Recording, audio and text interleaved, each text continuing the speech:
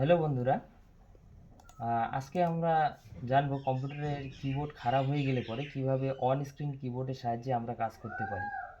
তো এটির জন্য আমাদের কন্ট্রোল প্যানেল আইকনটিকে ওপেন করতে হবে।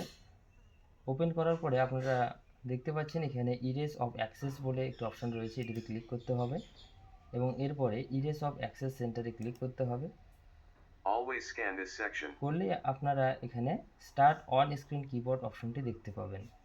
এটিতে ক্লিক করলে পরে Start on screen আমাদের keyboard. অন স্ক্রিন কিবোর্ডটি কিন্তু চলে আসবে ডেস্কটপের মধ্যে। তো তারপরে এটিকে আমরা ক্লোজ করে আমরা যে কোনো অ্যাপ্লিকেশন ওপেন করে সেটিতে আমরা নর্মাল কিবোর্ডের মতো লিখতে পারি। যেমন এক্ষেত্রে আমি মাইক্রোসফট ওয়ার্ড অ্যাপ্লিকেশনটি ওপেন করছি এবং এখান থেকে আমরা এখন যদি টাইপ করি কোনো কিছু, তাহলে সেটি কিন্তু আমাদের কিবোর্ডে চলে আসবে।